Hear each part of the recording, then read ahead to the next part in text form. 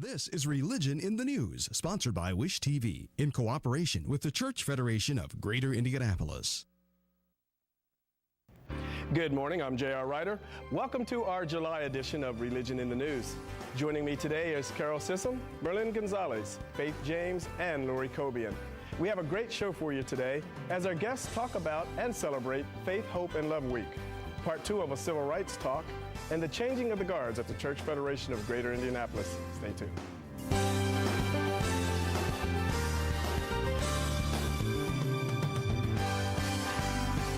Welcome back to Religion in the News. Again, I'm J.R. Ryder. My guest is here today to talk about the changing of the guards at the Church Federation of Greater Indianapolis. Reverend Thomas Brown, welcome to our show. Thank you. Thank you. Glad to be here. So this is kind of in your backyard. You used to do this type of work for several years. So yeah, welcome back to the set. You weren't even born at that time. It was in the 70s. I can look at you in your early 30s. Go ahead. Well, you make me feel good anyway. Yeah. Okay. We want to talk about today Dr. Reverend Angelique Brown Walker-Smith, of course. She is the executive director, former now executive director of the Church Federation of Greater Indianapolis. She served 19 years in that role. She's taken on a new initiative. You are a longtime friend and colleague of Reverend Brown, so talk to us about this big changing of the guards here at the Church Federation. Well, Angelique, she's tough. She's tough. She's when she first came here, and she had all the skills and talents. I was surprised that she even came to Indianapolis. Her husband, Drew Smith, outstanding PhD, and his PhD is in policy studies. My doctoral studies was more into church and community and world religion. So we had dialogue, and when they showed up on the scene, they were still much younger than I. And Angelique's been here 19 years. She'd have made it 20, but she came in, and I was proud of Indianapolis. Let me put it like this. I was proud of Indianapolis to hire a black sister and the Church Federation of Greater Indianapolis. That says a whole lot, the fact, and she was qualified. Yes, she was qualified. And she has unique skills. She has some unique skills. She has unique organizational skills. She has unique personal skills. She has unique skills in regard to what we call this kind of field, the communications, fundraising. And she had to address being a black sister and then having to address an organization statewide that was primarily white. She has been successful in bringing what we would say, I guess my buddy would call, he'd enjoy me using this term, the Rainbow Coalition. Okay, all right. That's just, it goes way back. However, and she was good at everything she did. You know, and she was very influential, obviously, in race relations, but not only just with race, but even intercultural ministries and faith-based organizations, because she's dealing with every movement of faith. And so to be able to put that together in the World Council of Church setting, she handled herself really well. She's going to be missed at the Federation. I know that, again, during her reign, there's so many things that happened that were influential here in the city of Indianapolis, chaplaincy programs, just a lot of things that she was a part of during her 19 years here. Tell us about how you and Angelique had met and a little bit of your working capacity together. Angelique and I start in the beginning. She comes in the city, I kind of show her around the city, because Indianapolis is still unique because black women of professional status had challenges. So my whole concern was to be as helpful as I could with my experiences, with my background, and maybe, let's just say, some of the clout that I had to make sure none of the vultures would come down on her. So it was like I was committed to helping the system. Me coming out of the civil rights movement and the whole SNCC efforts, we learned that when new people come in and they have organizing skills, you help them to implement their skills. And Angelique is an organizer of organizers. Yes, and I know she is. And the other dynamic about the sister was the fact that she had this interest in Africa, man. It's amazing. I will not divulge what all the things I know, because I want her to be successful, and some people listening now would take it and try to sabotage her. But Washington is going to benefit from her. The World Church, the World Organization is going to benefit. Africa is going to benefit. And Indianapolis can benefit if it continues a networking with her.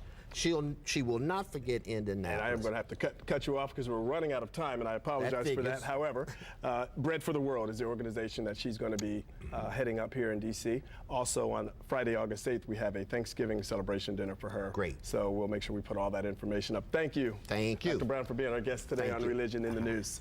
Carol, back to you. Thank you, JR. Good morning. I'm Carol Sissom, and today my guest continues part 3 of our talk on the 1964 Civil Rights Act. And this year is the anniversary. That's right, Carol. About 50 years ago, Lyndon Johnson signed the law. Well, we got to get your name. Bradley Kiefer. I am. My name is Bradley Local Kiefer. civil rights attorney. That's right. I work here at Keffer Barnhart here in Indianapolis, and we do civil rights litigation as one of our primary practice areas. And if you forgive my excitement, about 50 years ago, Lyndon Johnson signed into the 1964 Civil Rights Act into law, and he addressed the nation on July 2nd of 1964 and said that we, as a nation and as a country, would be keeping our original promise that the Founding Fathers fought for in 1776, and that we would keep our promise that we would be one nation under God, and that all men would be treated equal. And it was something that he said that was very poignant when he addressed the nation that evening, and he said that we hadn't kept our promise, that we had found as a way of life segregation to be an acceptable practice, and that it was something that needed to be firmly and completely rooted out in the law. Now, I know you shared with me some instances that I probably just didn't even realize or embrace. That in Indianapolis, before, you used to have to take a test to be able to vote if you were a person of color? Well, that wasn't necessarily in Indianapolis, but you found after a series of Voting Rights Act were passed, states tried to move around the requirements that individuals, regardless of their color, have the right to vote. And you found that states moved around these requirements by enacting certain, what I would call, colorful administrative requirements. And some of these would include taking civil rights tests, being property owners. And an intelligent test? Basically, to see whether or not these individuals would pass this test and then have the right to vote. Of course, the deck being stacked against minorities so that they simply couldn't vote. This was sort of the last-ditch efforts of states to keep voters from being able to do what is their God-given right, which is elect their government. And also other reasons that the act was passed, that there were black and white hotels in Indianapolis. That if you came to the 500, you might have to find the right hotel? What was interesting about the 1950s, proceeding into the 1964 Civil Rights Act, was that separate but equal was a prevailing theme in the South. And you saw that accommodations, including pools, schools, and even hotels, were entirely segregated, which meant, well, we drive around Indianapolis today, and almost every exit off the highway, we see a Ramada Inn or a Comfort Inn or some type of hotel, and we think nothing of it. We can just stop. Well, that wasn't the case in the 1940s and 1950s, and you would see hotel accommodations that were actually separate. In the 1965 case of Heart of Atlanta Motel, the Supreme Court upheld this portion of the Civil Rights Act and said, no, regardless of how small a hotel you are or where you operate, you cannot discriminate, and you are subject to this Civil Rights Act, which dictated equal treatment regardless of your race, gender, ethnic origin, or nationality. Now, it's the 50-year anniversary. This is the 4th of July, and the anniversary was just this week. How does this act affect Indianapolis? Well, it's interesting because most people take for granted sort of the provisions that were placed in the 1964 Act. We are now 50 years later, and some people would say it's very common sense that you shouldn't discriminate based on race or based on gender, but this wasn't always the prevailing norm. And I think a lot of people see now, born now, raised more recently, are in this culture, and we see the effect that the law had. The law, as we began to combat discrimination and civil rights attorneys began to go to work using the law to make sure that those last vestiges of segregation were rooted out, truly began to shift the culture. And it began a process by which we tried to change the hearts of individuals by using those courts and those laws. And I understand your firm has approximately several dozen cases right now? We do primarily a civil rights practice, and we have several of those cases pending in federal courts throughout the state. Thank you for what you do. Thank you. Back to you. Thanks, Carol. Good morning. I'm Merlin Gonzalez. Coming up next, my guests talk about an inner city food pantry. Stay tuned.